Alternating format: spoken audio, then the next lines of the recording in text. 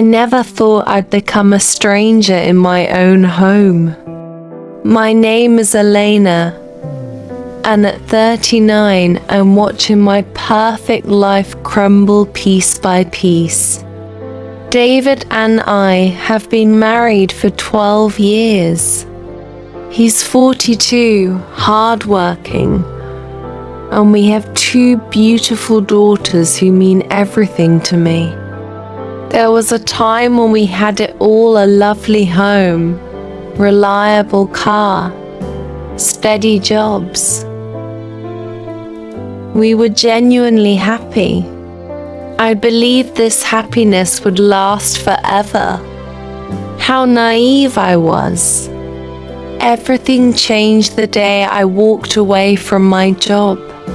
My new supervisor made my life unbearable, rude, unfair, impossible to work with.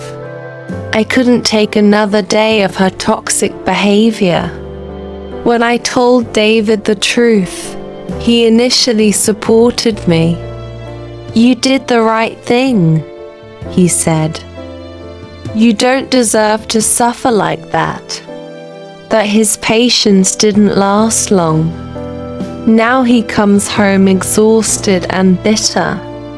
"You stay home all day while I carry this entire family alone," he says. "I thought you'd find something quickly." His words cut deeper each time. I had always dreamed of a 3rd child. With our daughters in school and me home anyway, it seemed like perfect timing. When I shared this dream with David, he exploded. "You don't care about me. I can't feed this family by myself. I'm sick of crying babies and sleepless nights." He reminded me of the old struggles, both of us working, no one available for school pickup, begging neighbors for help. Now he's poisoned our daughters against the idea. My eldest looked at me with shame and said, "Mom, we're embarrassed. Why do you still want more children?" Even my mother-in-law turned against me. "Your daughters will be married soon," she said coldly. "And you're thinking about babies?" Every day feels like drowning. I wake before dawn, prepare breakfast, clean the kitchen, get the children ready for school. No gratitude, no acknowledgement. I search for jobs, tend to my parents' garden, manage the entire household because I'm not working. Everyone expects me to clean, cook, care for children, and somehow earn money too. I spend nothing on myself anymore. My clothes are old and worn. Occasionally, my mother brings me a small gift address, some cream. I regret not saving money from my old salary. Now I must beg David for every penny, and each request feels like swallowing glass. The job search is a nightmare. Interview after interview leads nowhere. "We'll call you," they promise, but the phone never rings. I cried all the way home from my last rejection, feeling utterly defeated. At night, when everyone sleeps, I sit alone at the kitchen table with my tea, staring into the darkness. I want to work, to contribute, but I also want that 3rd child. The contradiction tears me apart. David sleeps in our bedroom while I've been banished to sleep beside our daughters. Sometimes I hear them whispering about me, and I know they don't understand their broken mother. One morning I couldn't move. My head pounded, my body felt like lead. I wanted to disappear forever. David shouted from the kitchen, "Where's my shirt? Where's my lunch?" I pulled the blanket over my head, desperate for silence. After everyone left, I collapsed on the floor and sobbed until my chest ached. Why does no one see me? I give everything, my time, my strength, my love, and receive nothing in return. That day I did nothing. No cooking, no cleaning. When David returned, his anger was immediate. "What did you do all day?" he demanded.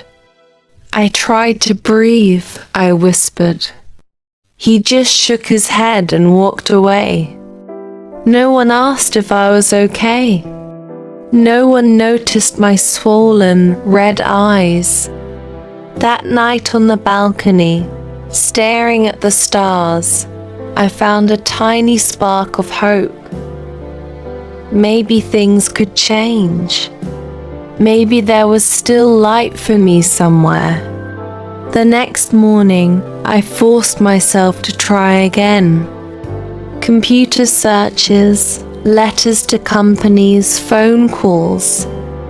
I told David, "I want to work. I want to help us." He looked surprised but pleased. "Good. I hope you find something soon." 2 more interviews followed.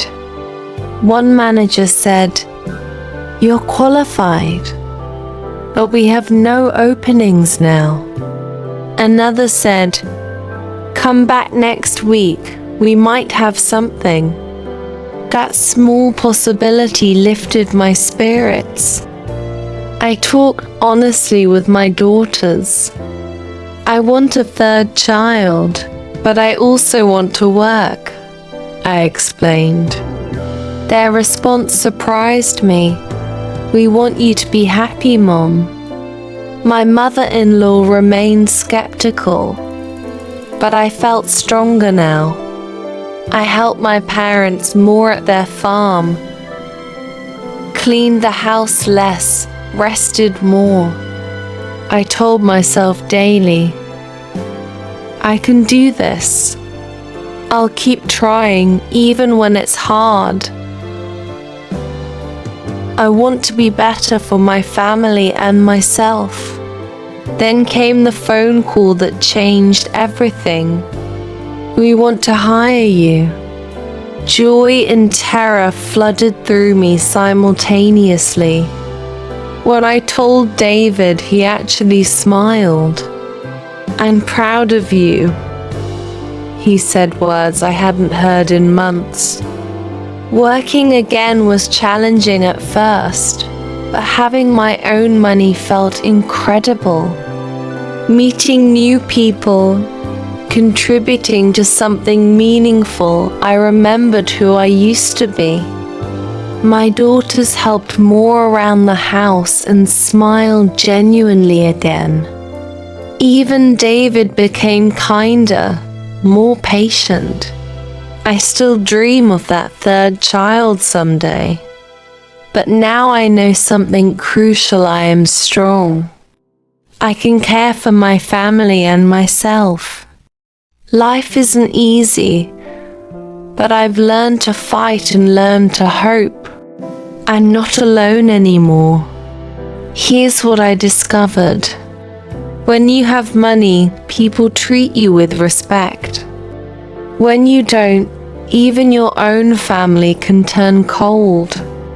Always save something for yourself, because you never know when you'll need that independence to survive.